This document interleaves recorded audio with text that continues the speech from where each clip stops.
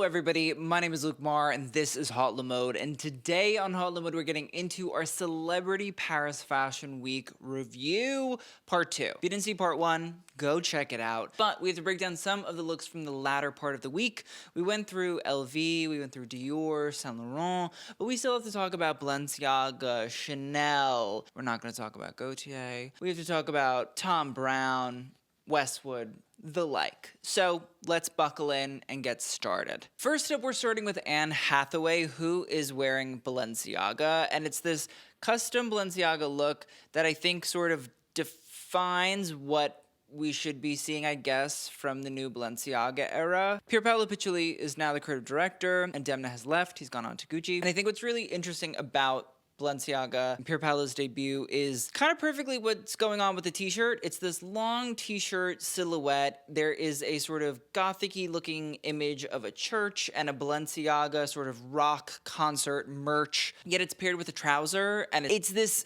sort of remainder of Balenciaga's sort of gothic, punky, kid-centric sort of Balenciaga, and it feels like Pier Paolo's trying to channel that a little bit. I think that's part of like what he's being asked to do. I don't know that that's necessarily like his go-to. It does feel a little forced to me. We saw during the Academy Gala some of the Balenciaga looks come out, and those I thought were a little bit more Pier Paolo, but I don't like hate the whole thing, but I don't understand the whole thing. And when we do the debut review video, I'll talk a lot about Balenciaga and my thoughts. It's not awful, but like it's not sensical either. And I say that not even as like it's not really a dig to Pier Paolo. It's more so I think a confusion of like, we're asking somebody to completely sort of change their design aesthetic to a degree and incorporate something that came before, which is fine. That's usually what you do with brands, but you don't always incorporate what the designer did before you, or at least you don't incorporate it when that vision is very different than the current designer's vision. So next up we have Ayo Edebiri, who is wearing Chanel, and as soon as I saw this at the show, I was like, oh,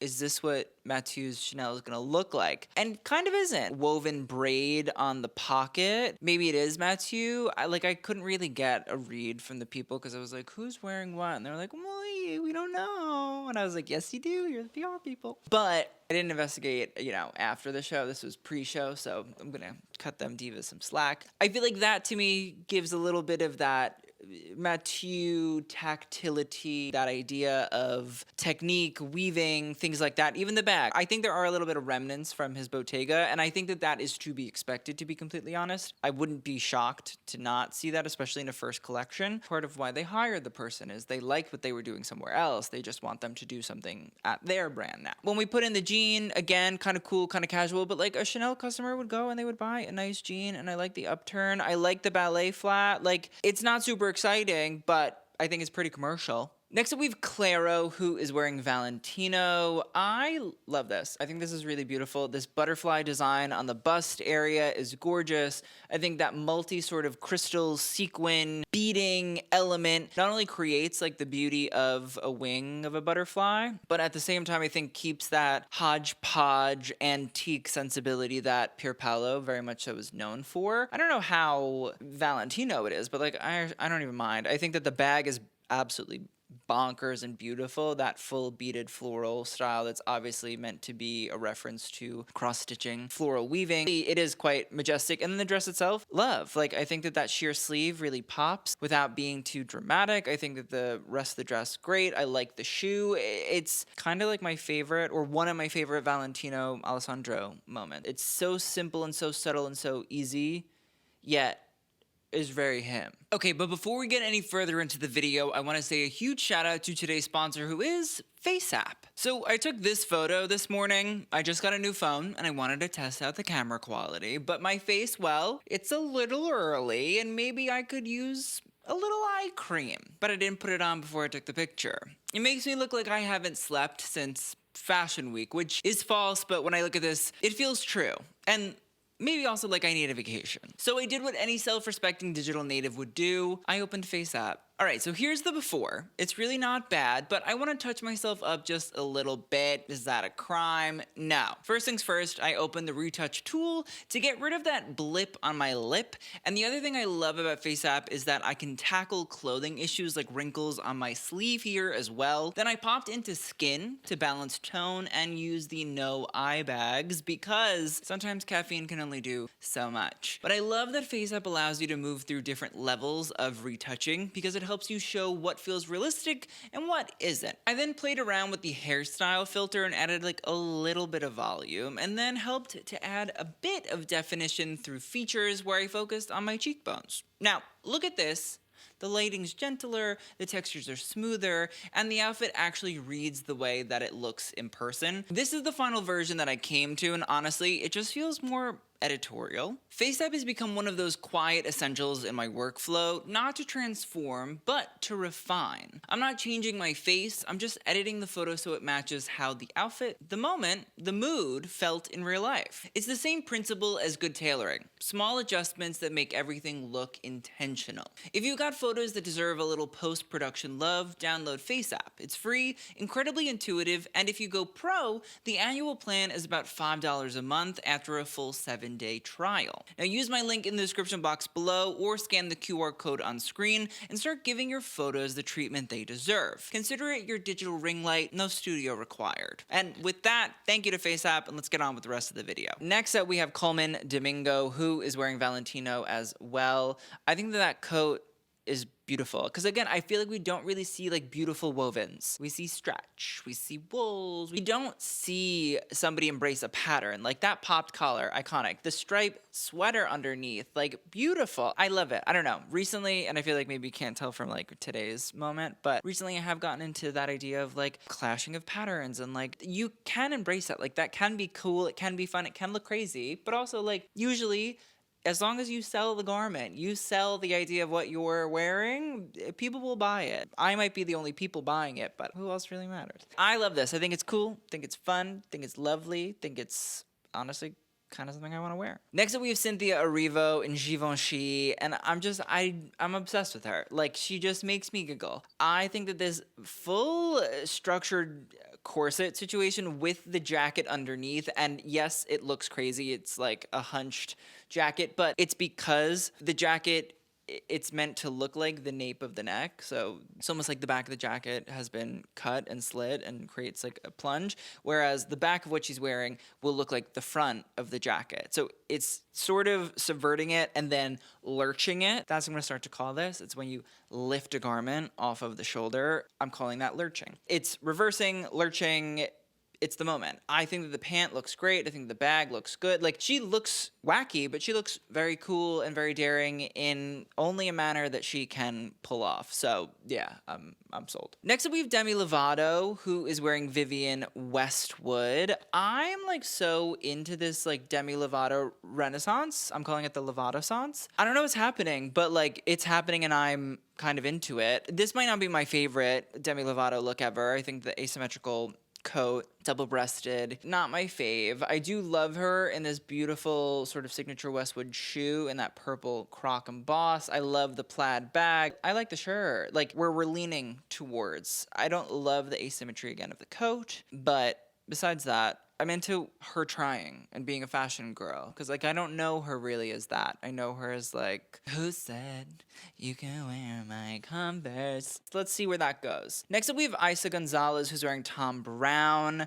Stun. Because I feel like I never think about Thom Browne with a denim, but I learned this recently. Thom Browne does all of their denim in Japan, which means high quality, if you didn't know. The Japanese bought all of the American, or not all, but a lot of the American denim looms. So, like, America does not make amazing denim in the way that it once did. Everybody gets their denim from Japan because the Japanese said, oh, we'll buy those, and then tinkered and tinkered and tinkered and created amazing denim. And that's where we get beautiful denim from. And that's the one thing about Thom Browne. He likes equality. I think that paired with this beautiful houndstooth coat also is divine. I think the bag works. I think the upturn. I think that brogue heel in like a traditional collegiate brown leather with the shirt and the tie underneath. Like, yes. I like this idea of reclaiming the shirt and the tie, but switching what it's being worn with. So it's not just a blazer anymore. It's a denim jacket. It's a coat. It's a double-breasted blazer. It's a moto jacket. It's a bomber. It's a lot of things, and it's shifted, and I feel like we have to dig a little deeper on that. Next up, we have FKA Twigs. She's wearing Thom Browne as well, and this is what I was talking about in the first video. She doesn't walk. She saunters into places, and I think it's because the heel height, like those Thom Browne platforms, they are platforms. She strolls. She moves in such a way, and you're like, and I thought, oh, the fashion show started. Nope. Just Twigs. I think this is cool and fun. I feel like, again, it's very different than your usual Thom Browne. I think this idea of the sort of kilt skirt, because I don't know if this is actually technically like a full kilt, so I don't want to call it a kilt if it's not. I think it might just be a pleated skirt, but again, I'm unsure. I'm not seeing the full thing. You need the flat panels, but I think when you pair it with this multi sort of like patchwork, but not really patchwork design crop top, it has a sort of grungy feeling to it. And again, I think that is different than like the usual Thom Browne-ness. So I like the fact that we're sort of letting loose a little bit. There's a movement going on within the Thom Browne celebs. It's still him, but it feels like it's bleeding out into different niches from, honestly, like throughout American fashion history. Next up, we have Jennie, who is wearing Chanel. It's a two-piece. It's a little silk set. The top of each of the silk sets, it's woven to have this, I can't even tell really what it is, but it's almost layered, almost brick-like, I don't know. And then at the very bottom of each, there is a sort of lacy element and a fringe. Interesting. This has to be a Mathieu original, and I'm intrigued to see if this will play out in later collections, because I don't really feel like this correlated too heavily into like what we were seeing in the runway. But I find it kind of fascinating. Jennie is like one of the big faces of Chanel, one of the biggest, I would say.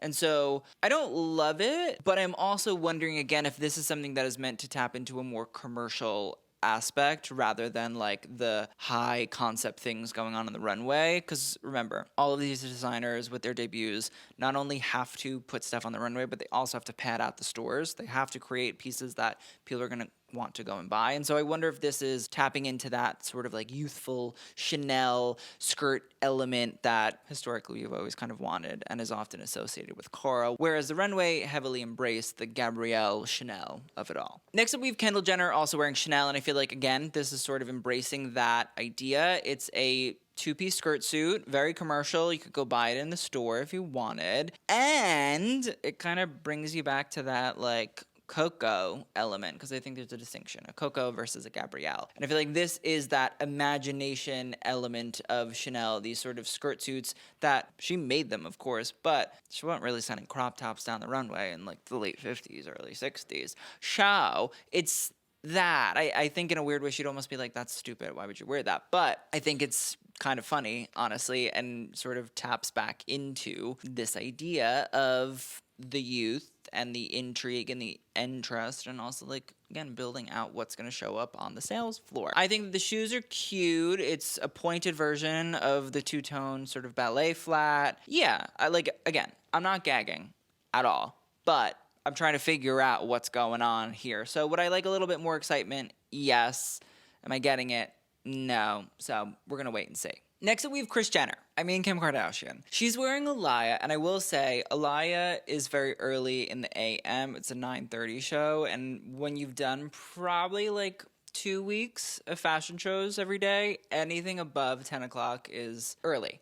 So I got to Alaya on time. I'm sitting there and I'm looking and I'm like, oh, Kris Jenner is here. And then I'm kind of looking again, and then I kind of look back because I was like, oh, like Kris, she looks good. I was like, oh my God, that's not Kris Jenner, that's Kim Kardashian.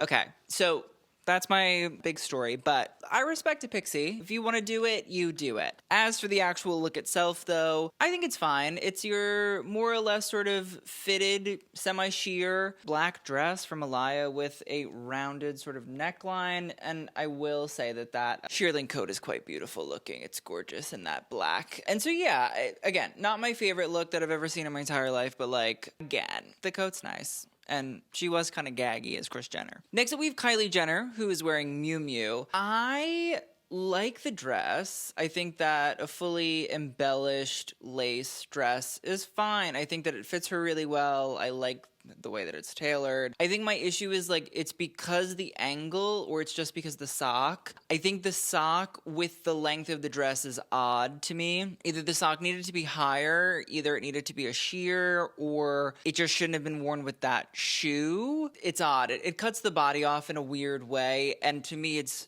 strange to wear this like form-fitting, beautiful, like spaghetti strap fitting gown, and then you're gonna cut yourself off at like the shin with a sock? I don't know.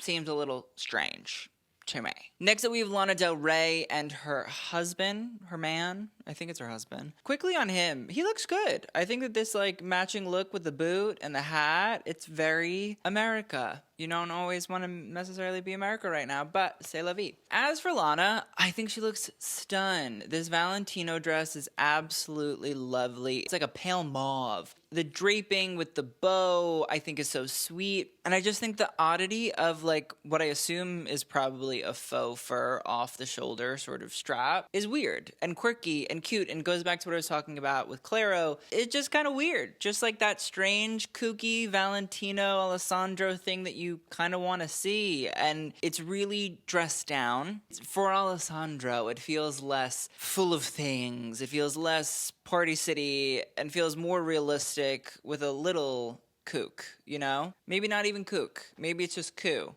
Usually he's kooky. Right now, he's just in his coup era. I kind of respect it. Next up, we have Laura Harrier, who is wearing Miu Miu. I love and am partial to a sailor collar. I am. Like, especially when it is built into any sort of sportswear. Like, sometimes I do collect a band jacket. I might have, like, one or two at home. That, you know, like, they have the built-in little sailor collar. And, like, you play your trumpet. And, you know, you're moving and grooving. And it's good. And I think that in this jersey version with the blue collar, it works. It's chic. Somebody's gonna buy it. I swear. I think that Miu Miu recently posted their earnings. Miu Miu was up like 29%, I think was the number. I might be wrong. 29% year over year in a moment where with luxury, not everybody is posting positive. The fact that Miu Miu's on it, you gotta respect. And I think that these little pieces like that sweater is exactly what the Miu Miu customer is buying. If it has the Miu Miu logo on it, people want it. The bag too, but I think it's a lot of the sportswear. I think this is cute. I think it's fun. I think when you add in the little penny loafer, you know, the leather skirt, like, I think it works. Next up, we Lily Rose Depp, Chanel. It's the stocking. I don't know. Like, Virginie's gone, babe. You don't need to put on a bad legging or a stocking anymore and wear it, you know? Like, it's done. It's done. It's over. I don't understand it. It's really odd looking. Really strange. I don't want to really talk about it anymore. I just think it's hideous. The skirt suit, whatever. It's really the stocking makes me want to jump off something high. Next up, we have Margot Robbie, who is wearing Chanel as well. It's a quilted, or like a really lightly quilted jacket with a bra underneath and a pant. Again, like, I'm not obsessed, I'll be honest. I'm noticing a lot of black. Everybody, for the most part, has been wearing black except Jennie. Again, I wonder if this is just sort of like we didn't want to give away the secret of what the Chanel show would look like, and that's what is going on. So yeah, I'm not obsessed. Not into it. And next up, we have Meghan Markle, who is wearing Balenciaga, and this was like a big to-do. Like, I remember the day after, it was everybody's like, oh my god, Meghan Markle! Somebody said to me, they were like, it gagged Anna. Like, Anna was apparently like gooped and gagged that Meghan showed up. Like, I don't think that she was expecting it. I think this is lovely. People obviously don't like Meghan. I like Meghan, and I like this outfit on Meghan. I think that it's honestly really, really lovely. I think she's catching a lot of flack for reasons I don't really understand in the context of like a fashion show. I'm not like that up to date on the royal drama, whatever. People were like, oh, you know, like she requested to go to a fashion show. Like, that's tacky. And it's like, no. There's very few people that don't request to go to a fashion show. They would think, oh, Meghan Markle, like, she doesn't want to come to this. You kind of have to let them know that you want to come. Otherwise, they assume you don't want to come. That's kind of how it works. Unless you're contractually obliged or you're desperate like me. But everybody else, you send your little request and say, oh, I'd like to come see that. I think that the outfit's wonderful. Honestly, the full white pantsuit is great. And in the past, I've been very critical of like Meghan's style because sometimes I'm like, ooh. But I think that this draped sort of collar is very wonderful, sort of California 1960s woman. I also think that the suit fits her well. And I would say out of everybody, Balenciaga-wise, this to me feels the most like Balenciaga in a traditional manner compared to like the Demnas of the time and the era. Everybody else is kind of in a weird like mishmash of like Demnas, Balenciaga, Pure Palos, like historical work. Meghan seems to be, in my opinion, the only one that's like actually fitting the bill of what I think Pure Palos Balenciaga is supposed to look like. And so I think this is good. Next up, we have Nicole Kidman, and I take it back. She's probably the second person to be not wearing black, but she must be one of the only people to have actually worn a look or a look that's similar to the runway. So she's wearing a button down, and you're gonna say, Luke, why do I give a flying fadoodle that she is wearing a button down? Well, the kind of crazy thing about these button downs is they are a collaboration, and you can actually see it at the very bottom with Charvet. Now, if you don't know what Charvet is, Place Vendôme is where Schiaparelli is, it's where the Ritz is, it's where Bulgari and all these big fancy brands exist and have existed in a modern luxury context. And Charvet is a purveyor of beautiful men's shirting and ties, pocket squares, things like that. Everybody and their mother that like loves fashion, knows fashion, is into fashion, goes and shops at Charvet, including Gabrielle Coco Chanel herself. She used to buy her shirts from Charvet. The other thing that I bet you $5 is most great fashion designers go to Charvet, they bring their shirts to their pattern maker, and they have their pattern maker make the pattern from the Charvet shirt. I bet you that it's happened. So Chanel actually did a collaboration with Charvet, which I think is cool because like when does Chanel do a collaboration with anybody? No. But if you're gonna do it with anybody, Charvet makes sense. I also think that you can see it right at the back there of Nicole's shirt. There is a chain that lines the very bottom of these button downs. And what's really fascinating is if you go and look at any Chanel haute couture or any Chanel tweed jackets, you will see that there's a chain that lines the bottom of those jackets. And the reason that it's done is a lot of times haute couturiers, what they would do, and seamstresses as well, little weights or things like that in the bottom, and so into the linings of the jacket so that they fell in a certain manner. You didn't have to worry about the fabric flying up. Coco Chanel did it with the chains, and oftentimes she would inlay little pieces of leather or strips of silk in with the chain, and that's sort of like a design feature, historical house code of Chanel, is putting the chains at the bottom.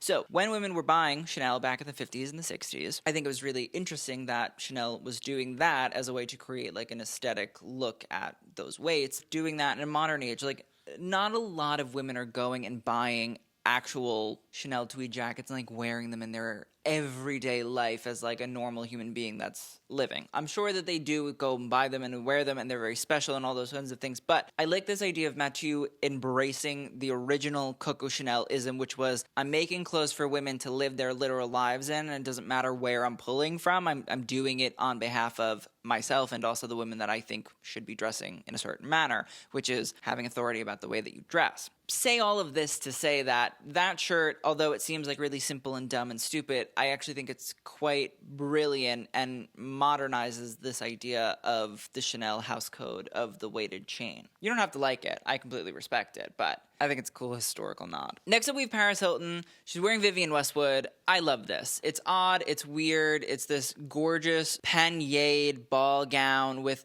green and gray feathers flowing off of it in this odd pattern. And then on top of it, there's this gorgeous sort of, 18th century referential floral striped skirt. It's just odd and weird and wonderfully historical and cool and kooky and odd, and it makes me happy. And also, it feels like one of the first times that I'm seeing Paris really like step out of the like pink thing. You know, like normally it's like pink or like silver or crystal or like that. I want that. I want this Paris, the fashion diva Paris that like does not just play into this idea of like who the public thinks she is. I want fashion from her. Next up we have Penelope Cruz, also wearing Chanel. Not really exciting. Leather jacket, white trouser, little handbag. Let's move on. Next up, we have Philippine Leroy-Beaulieu, who's wearing Balenciaga. This, to me, is a very Pure Paolo kind of Balenciaga take. This off the shoulder in green. It's that corseted sort of bodice, cocktail style, very structured, very, you know, Balenciaga to a degree.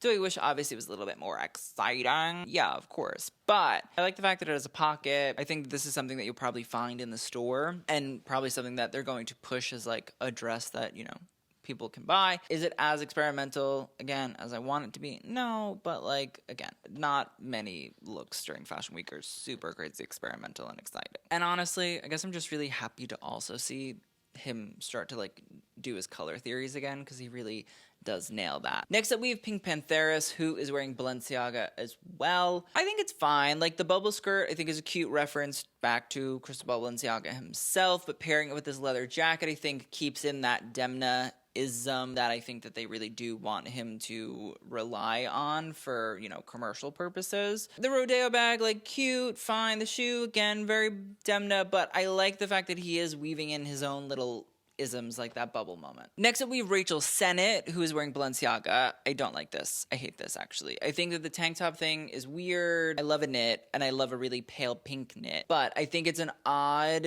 length, and then on top of it, you have this sort of little fluffy, like, mini skirt. I don't think it works. I don't like it. And I think with the bag and the shoe, it feels very forced. I think Rachel's a perfect example of, like, the Demna era. People that existed in this world of like Demna's sort of brat, it girl, online, cultural personitude. I don't know that that necessarily equates to the pure Paolo era. And I think that there's a weird juxtaposition going on. Next up, we have Rachel Zegler, who is wearing Thom Browne. I think this is lovely. I like the shirt with the tie, and I like this beautifully sequined mini skirt with the sleeves. I think that squarish neckline is fun. I think the shoe and the sock work. Like, I'm not mad. And lastly, we have Tilda Swinton, who is wearing Chanel as well. It's this black turtleneck built into this leather, full leather skirt that does have a sort of like 1960s pop sort of element. It's that white that's very stark against the black line work.